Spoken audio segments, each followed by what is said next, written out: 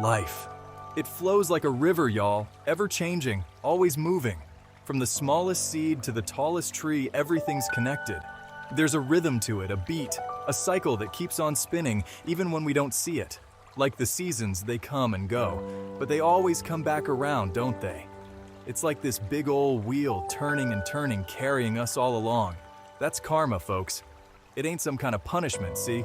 It's just the way things are. Every action, every thought sends a ripple out into the world.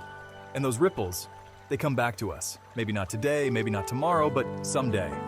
It's like that old saying, what goes around comes around. It's the balance of life. Now, reincarnation, that's a whole nother story. It's about souls, see? Our souls, they ain't just here for a visit.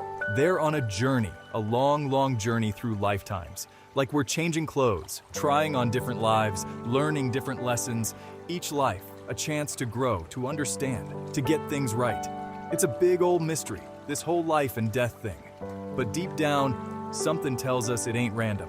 There's a purpose, a plan, and we're all a part of it, every single one of us.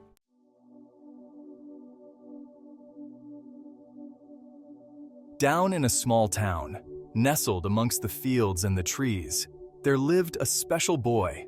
They called him the Magnificent. Seemed like he was born with a question mark etched right on his forehead. Always searching, always wondering. Why are we here? What happens when we die? What's it all about? His eyes, they held a wisdom beyond his years. From the time he was just a little fella, the Magnificent, he felt things differently, deeper. The world, it whispered to him, told him secrets the other kids couldn't hear. He saw the way the wind danced with the leaves, the way the sun kissed the earth. It was like nature herself was trying to tell him something. He'd spend hours just sitting by himself, lost in thought. Big questions for a little guy. But these weren't just questions in his head. No, sir. They were questions in his heart, tugging at him, urging him to find the answers. His folks, they were good people, salt of the earth. They taught him right from wrong, instilled in him a strong sense of fairness. Remember, son, always do what's right, even when it's hard. But the Magnificent, he craved something more. He wanted to understand the why, the how, the what for. He yearned for a truth that went beyond the everyday.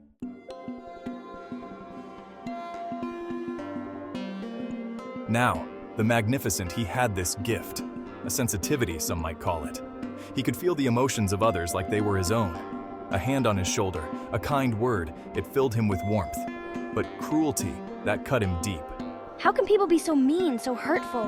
One day, while wandering through the woods, he stumbled upon an old woman. She was sitting by a creek, her eyes closed, a peaceful smile on her face. She seemed to radiate a quiet strength, a knowing. It was like she'd been waiting for him. The boy, he sat down beside her, and without a word, she began to speak of karma, of reincarnation, of the interconnectedness of all things. Everything is connected, young one. Our actions, our thoughts, they ripple out into the world and come back to us. It was like a light bulb went off in his head. Suddenly, the world made sense. His questions, they had answers. The old woman, she became his mentor, his guide. She taught him about meditation, about listening to that still, small voice within. Close your eyes, listen to your heart. The answers are within you. She showed him how to tap into his own inner wisdom, to find his own truth. And the Magnificent, he soaked it all up like a sponge.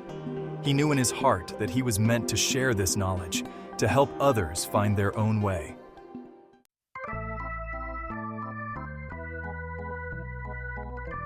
The Magnificent, he grew up in the heart of a small village, nestled right between rolling hills and a sky that seemed to stretch on forever. Life there, it moved at a different pace. Slower, gentler, more in tune with the rhythms of the earth. Folks knew their neighbors, looked out for one another. It was the kind of place where secrets didn't stay buried for long. Mornings, they started early. The roosters crow, the smell of wood smoke in the air. That was their alarm clock. The Magnificent, he'd help his pa with chores, mending fences, milking cows. All the while, his mind would be racing. I wonder what secrets the old woman will share today. He'd be thinking about the stories the old woman told him, about the mysteries hidden in plain sight. Evenings, well, they were something special. The whole family gathered around the table, sharing stories and laughter.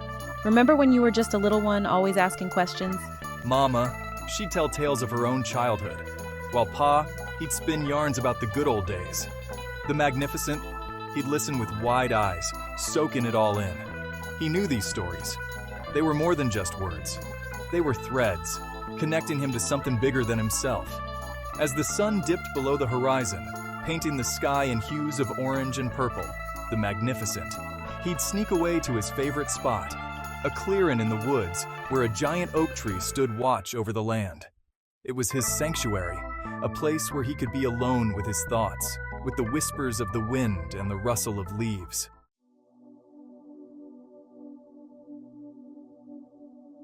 For the Magnificent, nature wasn't just something pretty to look at. It was his teacher, his confidant, his playground. I saw the lessons in everything. The way the willow tree bent with the wind, never breaking, that was resilience.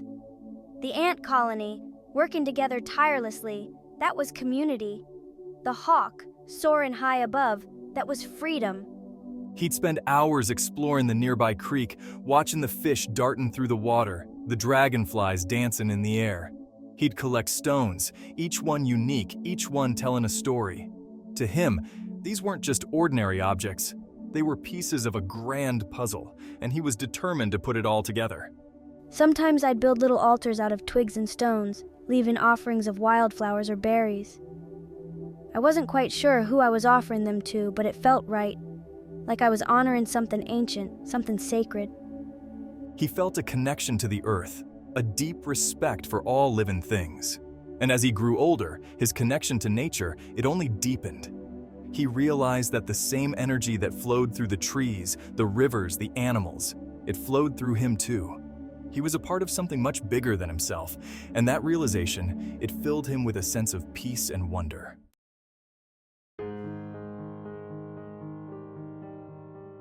Now, the Magnificent, he wasn't like the other kids. While they were busy playing games and chasing after each other, he was off by himself, lost in thought. He had this knack for looking inwards, for listening to that still, small voice inside him. Some folks, they might have called me quiet, even shy. But I wasn't afraid to be alone with my thoughts. In fact, I craved it. See, from a young age, he'd had these experiences. Moments where the veil between this world and the next, it seemed to thin. He'd see things, hear things that he couldn't quite explain. Flashes of light, whispers on the wind, a feeling of being watched, even loved by something unseen. These weren't scary things, mind you. They were more like glimpses into a hidden world, a world that existed just beyond our perception. And as I grew, these experiences, they became more frequent, more vivid. I learned to trust my intuition, that gut feeling that told me when something was right or when something was off. He realized that this inner voice, it was always there, guiding him, protecting him, leading him on his path. All he had to do was listen. The old woman, she called it his inner compass. She told him that everyone has one, but most folks, they don't know how to use it. She taught him how to meditate, how to quiet his mind and listen to that inner wisdom. And the more he practiced, the stronger his connection to that voice became.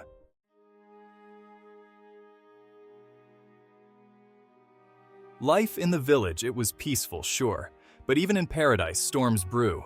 The Magnificent, with his big heart and even bigger beliefs, he wasn't immune to the sting of hurt. Folks, they ain't perfect, no matter how much we wish they were. Jealousy, anger, greed, these things, they find their way into even the purest hearts. There was this one fella named of Jeb. Grew up with me, played together as kids, shared secrets under the summer sun. But something changed as we got older. Jeb, he got a mean streak, started picking on the smaller kids, talking back to his ma, stealing apples from Old Man Miller's orchard. The Magnificent. He tried to talk to his friend, tried to remind him of the good in his heart, but Jeb, he just scoffed and walked away. Then, it happened. Jeb, he went too far. Got caught red-handed trying to cheat at the county fair, blamed it on the Magnificent, said he put him up to it. Well, folks believed Jeb saw the good in the Magnificent and figured it had to be a lie. I was humiliated, my reputation tarnished. I couldn't understand how someone could be so cruel, so downright mean. That night, the Magnificent, He went to his favorite spot by the creek, tears streaming down his face. He looked up at the stars, those silent witnesses to his pain, and he raged. It wasn't fair. He'd done nothing wrong. Where was the justice in all this? I felt betrayed, angry, lost. The teachings of the old woman, they seemed to fade in the face of such raw, visceral pain.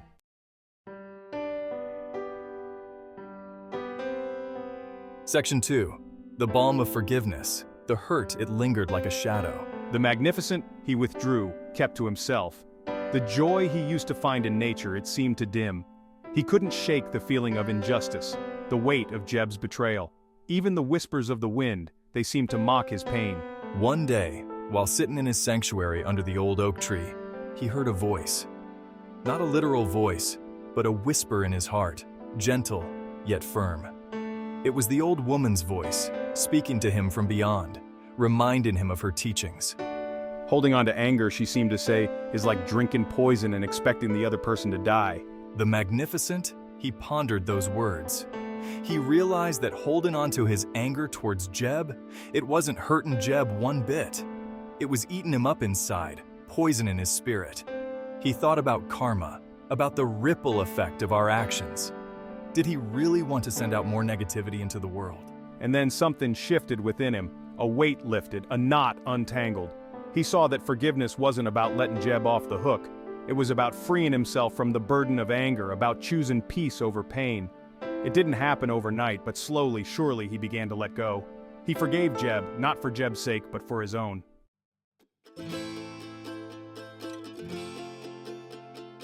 Section 3. Life's milestones. Time, it marches on, even when we want it to stand still. The magnificent, he continued to grow, to learn, to evolve. He experienced the full tapestry of life, the highs and the lows, the joys and the sorrows. And through it all, his belief in the eternal cycle, it remained his anchor, his guiding light.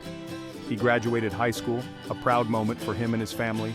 He moved to the big city, found a job that made his heart sing, met the love of his life, a woman with eyes as deep as the ocean and a spirit as bright as the sun. They built a life together, a partnership based on love, respect, and shared dreams. And then, the miracle of life. The magnificent became a father, holding his newborn child in his arms, overcome with a love so fierce, so primal, it took his breath away. He vowed to teach his child the lessons he'd learned, to instill in them the same sense of wonder, the same belief in the interconnectedness of all things. But even in the midst of such joy, sorrow found him. The loss of loved ones, the sting of disappointment, the inevitable aches and pains of getting older. Yet he faced these challenges with grace, with a quiet strength that came from knowing that this life, it was just one chapter in a much larger story.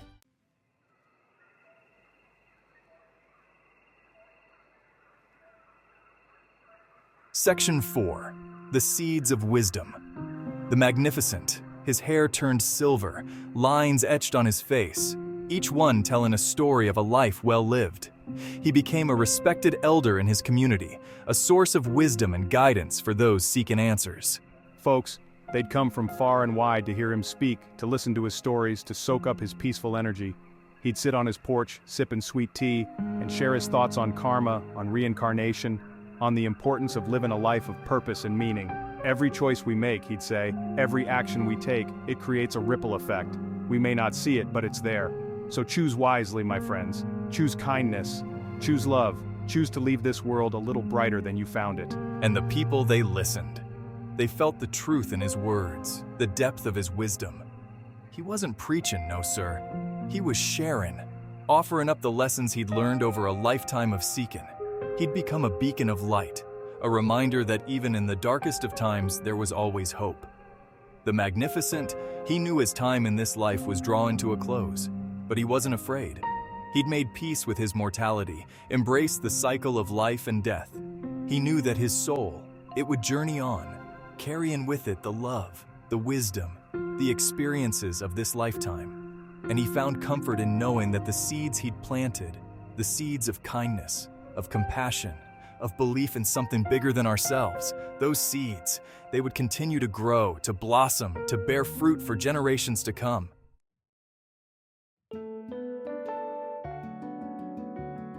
The Magnificent, he'd settled into his role as the heart of the valley. Folks, they saw him as a landmark, steady as that old oak tree he loved so much. He was a reminder that some things, the good things, they stick around, season after season. His porch became a gathering place, a haven for folks seeking solace, advice, or just a listening ear. He had a way about him, the Magnificent did. Never preachy, never judging, just a twinkle in his eye and a gentle way of speaking that made you feel like you were the only person in the world that mattered. He'd listen to your troubles, nod his head, then offer up a story, one of his tales that seemed to hold all the wisdom of the ages. He'd talk about karma, but not like some kind of cosmic punishment. No, sir, he saw it as a beautiful dance, a give and take between ourselves and the universe. Every action, he'd say, it's like throwing a stone in a pond. Creates ripples, it does. And those ripples, they touch everything around them, even if we can't see it right away. And folks, they understood. They saw it in their own lives, the way a kind word could lift someone's spirits or a thoughtless act could leave a scar. The Magnificent, he just had a way of making the complicated, well, simple.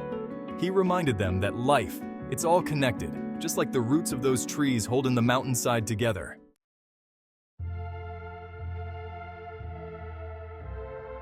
Now, the Magnificent, he wasn't just spouting words. He lived his life by them. He was known for his acts of kindness, big and small. Like that time Old Man Miller's barn roof caved in. The Magnificent, he was the first one there, hammer in hand, rallying the whole town to help rebuild. Said it was the neighborly thing to do.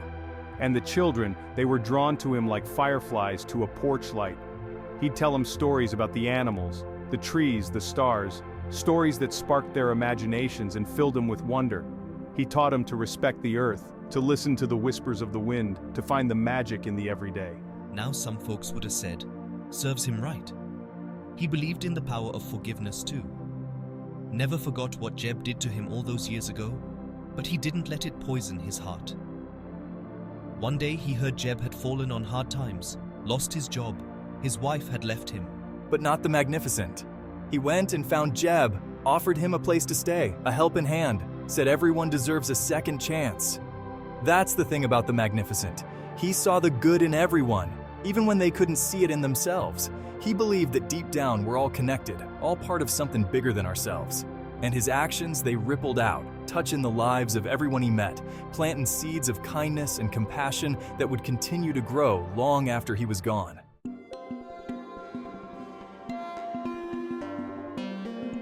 He saw the echoes of past lives in the eyes of children, the way they'd gravitate towards certain people, certain places, like they were drawn by an invisible string. The Magnificent, he had this knack for seeing the threads that connected folks, the invisible ties that bind us together. He believed that our souls, they ain't just created brand new, fresh out the box. No, sir. He figured they've been around the block a time or two, maybe even shared a laugh or a tear in a past life. He believed that every encounter, no matter how brief, it held a purpose, a chance to right a wrong, to offer forgiveness, to rekindle a spark of love that might have flickered out in a past life. He'd see a young couple walking hand in hand, and he'd just know, deep in his bones, that they'd been together before, maybe as warriors fighting side by side or artists sharing a love for beauty. He'd say, we meet the same souls on different paths, learning different lessons, teaching each other, helping each other grow. And sometimes, late at night, when the fireflies were blinking their silent messages, the Magnificent, he'd swear he could almost see them, those threads of light connecting us all, a shimmering tapestry of souls, woven together by the hands of fate. I taught the children about the eternal cycle, how life and death were just different seasons of the soul, how energy never truly dies, it just transforms. I pointed to the trees losing their leaves in the fall, only to burst forth with new life in the spring. And I said, see, even in nature, nothing ever truly ends. It just begins again, in a different form, a different time, a different place. And as he spoke, those words, they took root in the hearts of those who listened, planting seeds of hope, of faith, of an understanding that went beyond the limitations of this earthly existence. The Magnificent, he knew his time was coming to a close, but he wasn't afraid. He'd lived his life in service to something bigger than himself, and he knew that the cycle, it would continue, with or without him. He closed his eyes for the last time, surrounded by the love of his family, the whispers of the wind, the echoes of a life well lived. And as he breathed his last breath, a single tear rolled down his cheek. Not a tear of sadness, but a tear of gratitude for the beauty of the journey, for the tapestry of souls he'd encountered along the way, for the eternal dance of life, death, and rebirth. Hi friends, do you like what you see? Then show your support with a like. And subscribe to El Grandioso TV for more amazing content. Don't forget to activate the notification bell so you don't miss anything. Thanks for being part of our community. See you in the next video.